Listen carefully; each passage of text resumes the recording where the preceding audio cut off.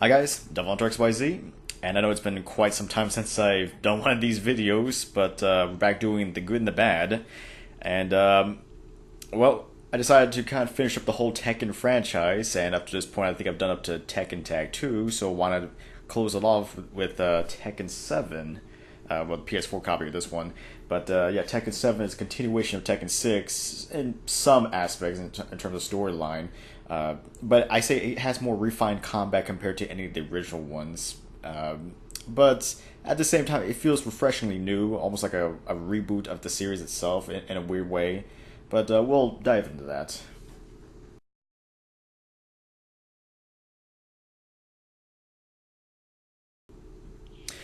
Well, when it comes to the good of Tekken 7, some things I can say right off the bat is well, the new addition to the whole fighting mechanic, which is the introduction of the Power Crush, the Rage Art, the Rage Drive.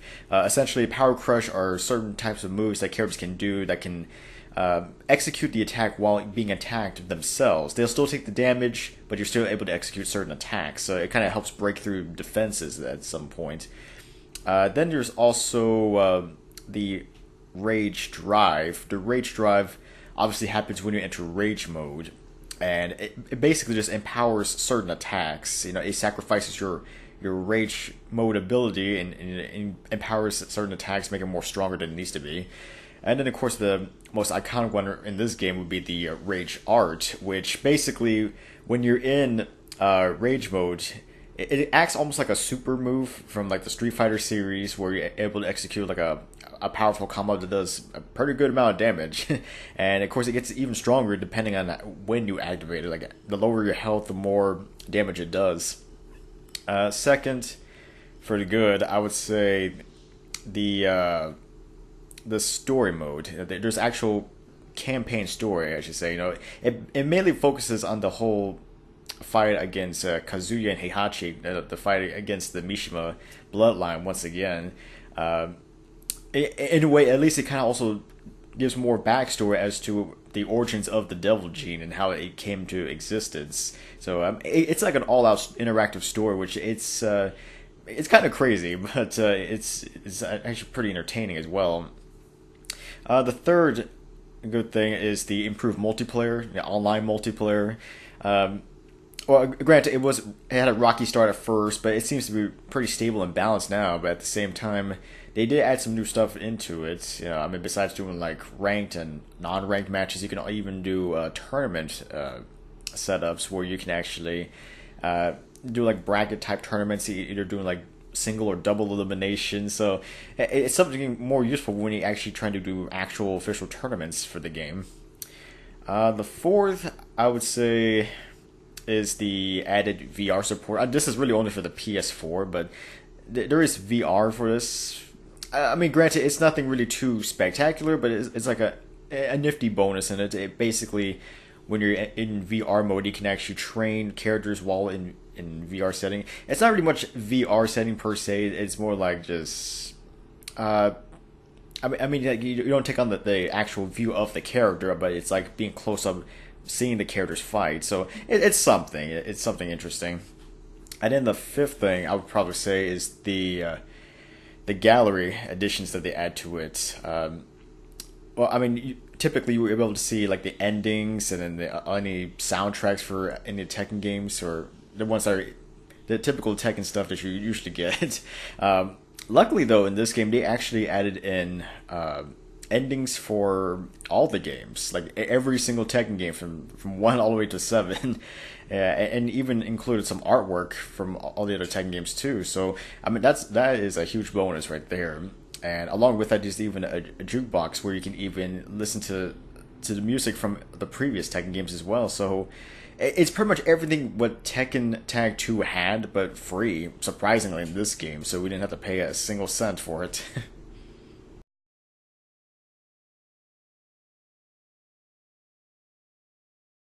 Well, for the bad of Tekken 7, there are three things that come into mind.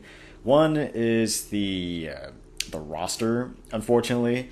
I mean, size-wise, it's pretty decent, and I do like it. But the problem for me is just the omission and inclusion of certain characters. I mean, this is kind of more of a maybe a subjective thing, but it's kind of sad that we don't get some of our iconic ones. There's no Anna Williams, there's no Julia Chang, there's no Lei Wulong. There's quite a bit of missing characters. I mean, I wasn't expecting anything as massive as like Tekken Tag 2's roster, but I don't know. I mean, you had to make cuts somewhere.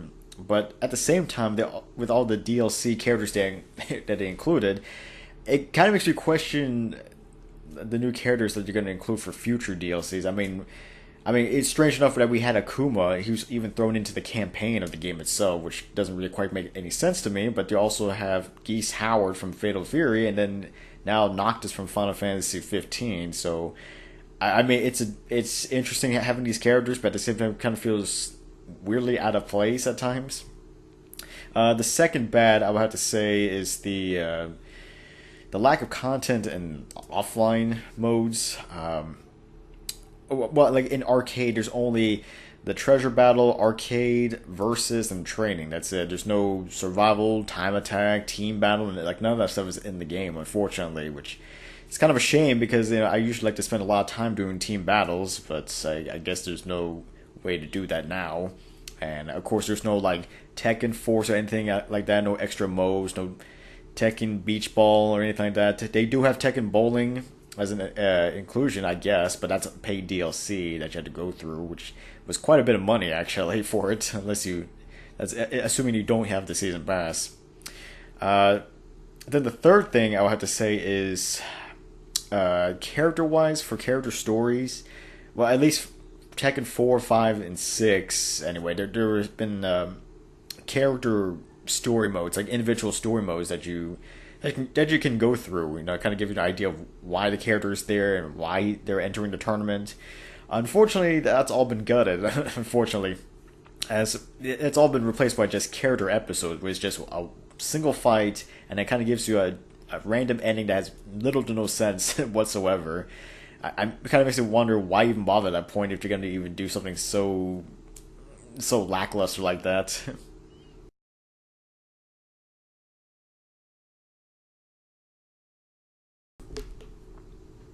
Well, in terms of improvements, I guess a couple of things. Obviously, for one, add more characters to the roster, or at least maybe for future DLC's sake, maybe give us like an original characters pack or something like that. Don't include characters from previous Tekken games.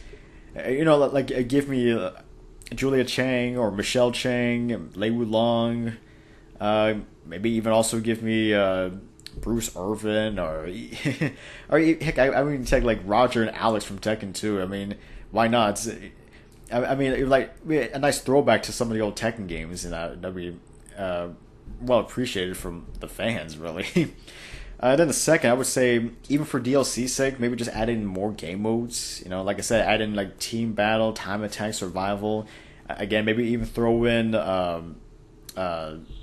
Tekken Force.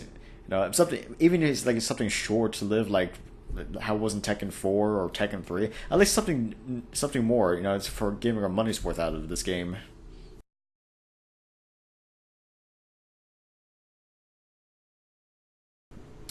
Well, overall, I say Tekken 7 is. I mean, it's not bad. It's a decent game. It has pretty good mechanics in terms of fighting. It's been more rebalanced and kind of in a way makes it more.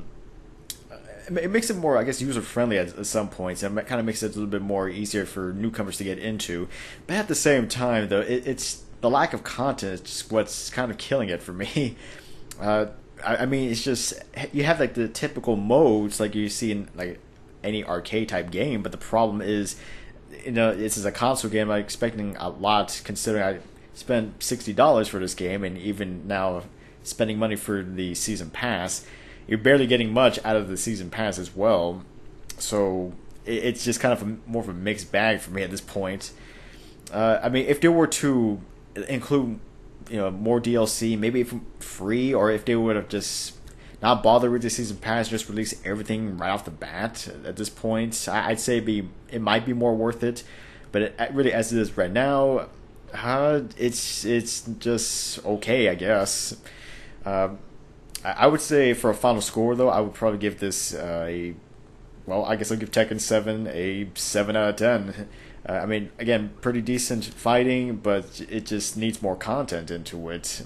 And I say if you haven't played it yet, if you can find a cheap copy, that's what I'm saying. If you can find a cheap copy for this game, or if you can download it when it's on sale, I say go for it because it's still a pretty decent fighting game, and it's worth the time playing it. But again, though, just kind of be cautious with all the added content or all the DLC that's been added into it. Is kind of pricey because of that. Alright guys, this is Devil Hunter XYZ, and until next time.